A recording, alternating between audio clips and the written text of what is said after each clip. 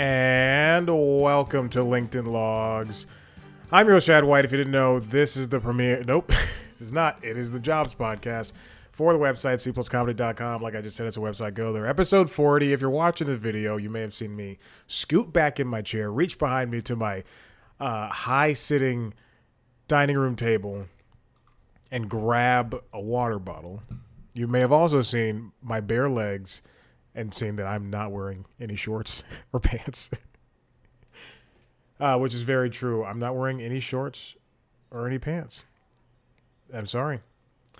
I just got back from the pool and I did not have a chance to record this on Tuesday. So I'm recording every podcast straight through. So starting with LinkedIn Logs and then Constitutionals, then Late Night Lately.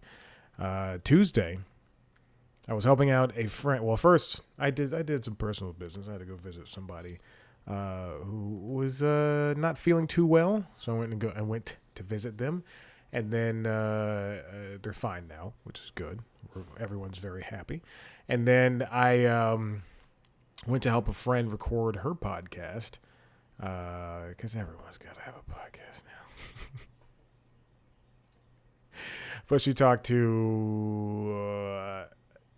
I mean, this is not a hidden thing. She talked to two WNBA adjacent personalities. One is rather a stylist for a WNBA player, so they talked about styling and everything. And then the other one is a former WNBA player turned current ESPN analyst, and we'll take the over under on if she remembered me at all. She did. Not my name, though. She's always said, hello. Yeah, first of all, taller than me. Hello. I haven't seen you in a couple of years. Okay. Anyway, that's that. What's going on with the job stuff? None so far. Actually, in the past 2 days, I've gotten so many emails. So many emails rejecting me. I've gotten emails from DraftKings. I applied to a couple of those. A couple of jobs from them, or one job from them rather. Let's see. There was another job where I made a test video for them, doing a test script and again when I say test script and everything and test video, I did the bare. Because they were asking for not the bare minimum. They were saying, "Hey, just shoot us a reel really quick," and so I did that. And I did not get that job. And that's pretty much it. There's a couple other small things that were incidental. Am I disheartened? Yeah, a little bit. But also, I look like me.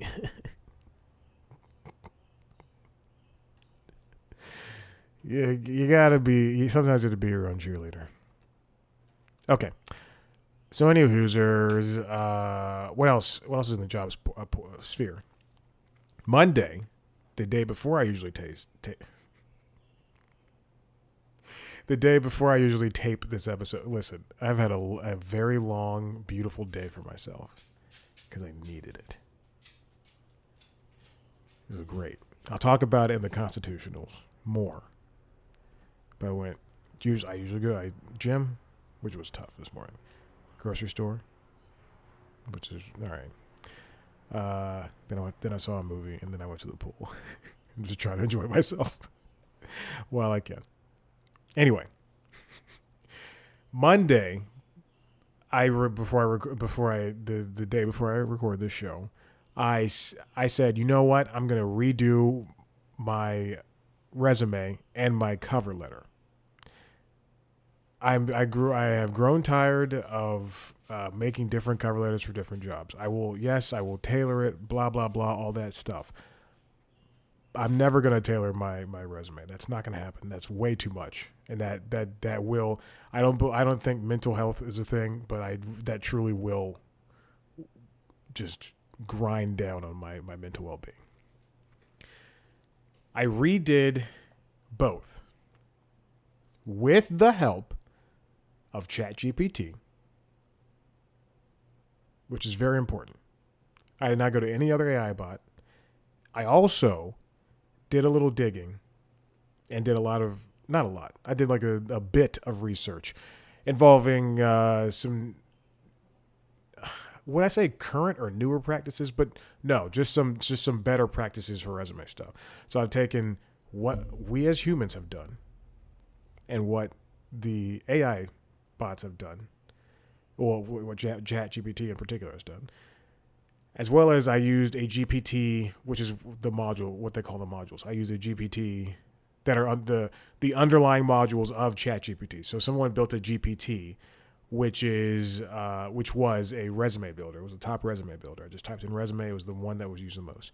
So I used that. I typed a very specific code where I say, hey, I always say this is very true. This is very true. I'm not kidding about this.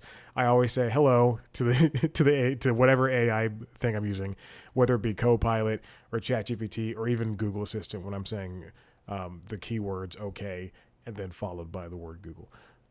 Okay, she didn't say anything. I have so many speakers around the house. I've never used Siri, even though I have an iPad and a Mac. But I would be nice to her, and I have a Samsung phone. Never have I ever used Bixby because I have no use for it, but I would still be nice to it. Regardless, whatever. And Cortana on Windows, but they got rid of her. Now it's Copilot.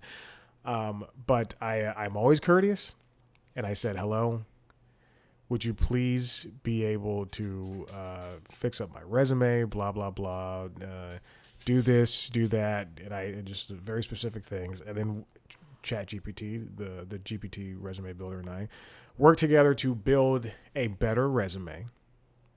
And dare I say, it's good. Actually, you know what? Yeah, let's do this. I wasn't going to do this, but the show needs to be 20 minutes to the minimum, so let me pop this open. So usually I'm only going to make 2 resumes this year, a January and a June, because June is halfway through the year. Let's see if I can window capture this. Okay.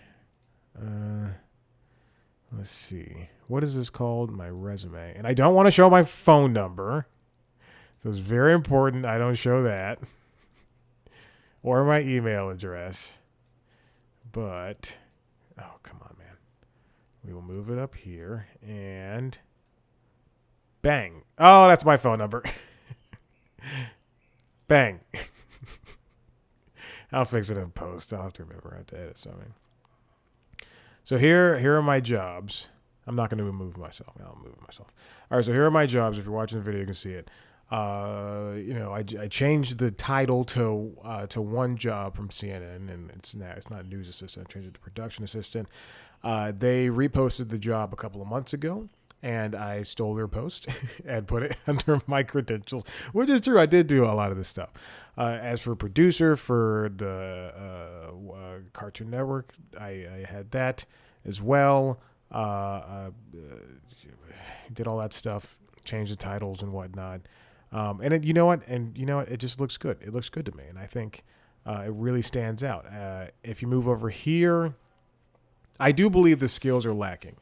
But that's neither here nor there. And I can't go any higher. Hold on. Let me see if I can do this without exposing anything.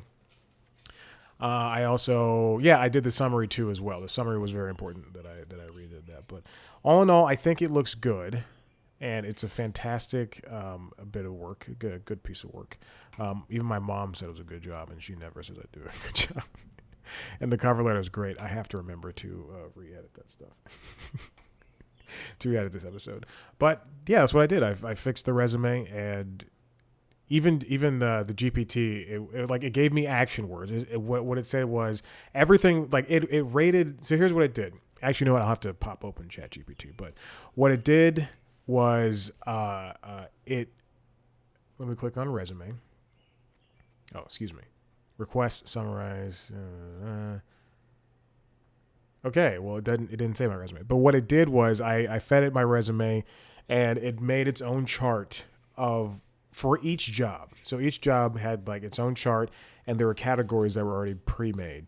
It was like, time, like how long it was, the name of the job, blah blah blah, and all that stuff. And it gave them a rating. And so for the weakest rating, everything was above a 7 on its scale of 10. Everything was above a 7 except for my action words, which were, I believe, between 4 and 6 for each of the jobs. And all I had to do was change the action words, and it gave me like a 9 out of 10 on everything. It was great. It enjoyed everything I've written down, and yeah, so we worked together, and that was fantastic. And I'm so glad that happened. All right, now, I, like a lot of other people in America, are still we're still looking for jobs. While we're not technically unemployed, a lot of people, there are people still who are, and those numbers have been released. It's the first Friday of the month. Thank goodness I'm doing this now. We've got the job numbers for May. This comes from the New York Times, written by, doesn't have one writer, so just say it comes from the New York Times. The U.S. hiring rises strongly. The pace of hiring was unexpectedly robust in May, showing a gain of 272,000 jobs, but it wasn't all good news. The unemployment rate ticked up to 4%. This is one of the highest months for hiring in this past, I'm going to say, so far this year. March was the highest with over 300,000, followed by May, and then January, and April was the lowest so far. Lydia DePillis wrote what to know about the jobs report. The American labor market delivered robust job growth in May. The Labor Department reported on Friday, even as unemployment rate ticked up. The unexpectedly strong hiring shows that employers remain undaunted despite pressure from high interest rates and slowing consumer spending. But there were some mixed signals in the report, with results from a survey of households painting a weaker picture than a survey of businesses. I believe inflation has cooled, but other prices among people, consumers, are rising, or they're at such high percentages that it just doesn't. It's a non-factor. Things as small as subscriptions are rising. Max is making its subscription $20. They threatened to do it last year, but then they're finally going through it with it now. And then even housing rates are still very high. So we have these mixed signals when it comes to the jobs report. And this is something that happens sometimes, not a lot. Ben Castleman writes that this is how it happens. The data released by the Labor Department was a mess of conflicting signals. It couldn't even agree on most basic question whether the economy is adding or losing jobs. Of the report also contained, along with the 272,000 jobs, the report also contained a survey from 60,000 households, showing that the number of people who were employed last month actually fell by 408,000, while the unemployment rate rose to 4% for the first time in more than 2 years. This makes me think that people are either considering themselves unemployed when they're freelancing or contracting or something along those lines, if something's coming up, or they're actually unemployed. The two surveys measure slightly different things. The employer survey includes only employees, for example, while the household survey includes independent contractors and self-employed workers. So there you go. But that doesn't explain this discrepancy last month. Adjusting the household survey to align with the concepts used in the employer survey makes the job losses in May look larger, not smaller. So there's too big of a is it median? Median is the thing that's in the middle. So a mean. There's too big of a mean, I guess. Over the long term, the two surveys generally tell similar stories, but over shorter periods, they frequently diverge. I wonder how trustworthy these surveys can be. I mean, I would assume that they're some of the most trustworthy surveys out there. The best trustworthy surveys out there. Oh God, I'm so tired. It's interesting. It's fascinating to think that as let's take out that 60,000 the survey with the 6,000 home Jesus households saying that unemployment fell by 408,000 or implied that it fell by 408,000, and let's just consider the 272,000 non-agricultural jobs added. I wonder where those sectors break down to, because from the outside looking in, as somebody who is a freelancer, contractor, what have you, it seems to me that those jobs that are being lost and also gained are in the white collar sector, but not the blue collar sector. And again, that's non-agricultural jobs. To me, it feels as though, because you're seeing layoffs happen all the time. We know they're happening at Paramount. We know they're going to happen. We know they're happening at Disney. We know there's always a cycle going on at Warner Bros. Discovery. I wonder where these jobs are leaning towards, because now we're having, Google and Apple and every other business wants everybody, Facebook, Meta wants everybody back in the office, or they have to pack their bags.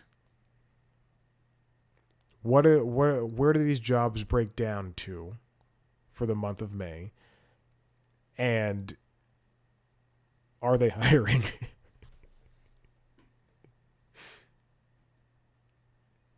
Because even the stocks are doing a bit better themselves.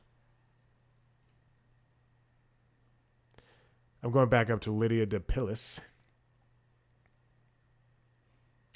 She also writes that wages were strong. Average hourly earnings rose 0.4% or 4.1% from a year earlier, which is stronger than expected.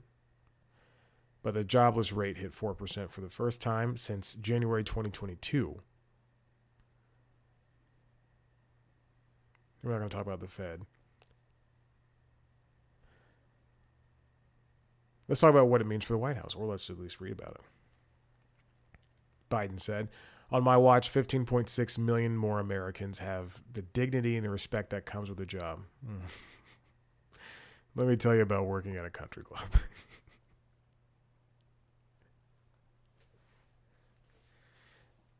It'll be interesting to see the job report for June, because I'm going to go to C Plus Comedy's email, and I just type in the word layoffs, and I see that among Pixar and the Grio and Netflix and Marvel, even though these are all between May and April, I'm also seeing layoffs for smaller places, like the VFX firm DNEG.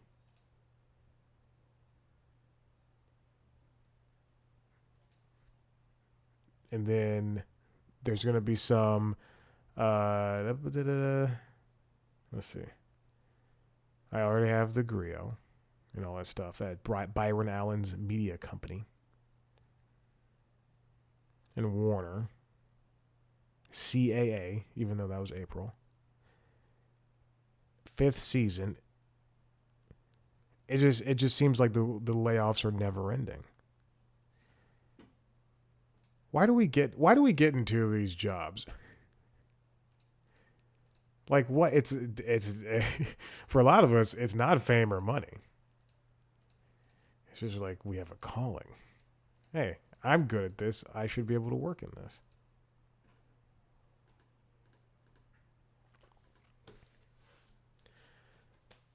The jobs, it feels like this is just a cascade of unhiring. I would feel that, with a lot of people going on vacation, and I hate to say it, but pregnancies and people taking leaves and all that stuff of absences, if someone's going to be gone for 3 months because of paternal duties or because they're vacational things, and you want to backfill somebody to hire for a couple of months, that wouldn't hurt, because that gives somebody tasked to do a job and a willingness to live, quite frankly, and also helps you as a company. And then maybe you'll finally find somebody that fits in. And then when that person comes back, then the other person you can that you've had for 3 months, you can tell them to go, or hey, we'll keep you in mind for the next time this happens, or hey, can you join the company on an interim basis? Yeah, just whatever. It's all different. But hopefully it gets better, because it seems, even if these numbers are coming out and seeming positive, it's not positive all the way around. When you're in an industry that is ebbing and flowing, and right now it's ebbing hard. Listen, if you like what you heard here, head to the website cpluscomedy.com, where we talk to famous people. I didn't want to say it, but that's what happens. You can watch video versions of this show on youtube.com/cpluscomedy. You can find you can watch the other video versions of the podcasts, the Constitutionals podcast, which is the entertainment business news podcast, and the Late Night Lately, the Late Night Show. You can find everything on cpluscomedy.com. You can subscribe to those podcasts wherever you get your podcasts. Follow us on TikTok, Twitter, Instagram, and Facebook at cpluscomedy. Follow me on those platforms at Chad Black White. Follow us on YouTube. Subscribe, rate, review, tell your friends. Goodbye.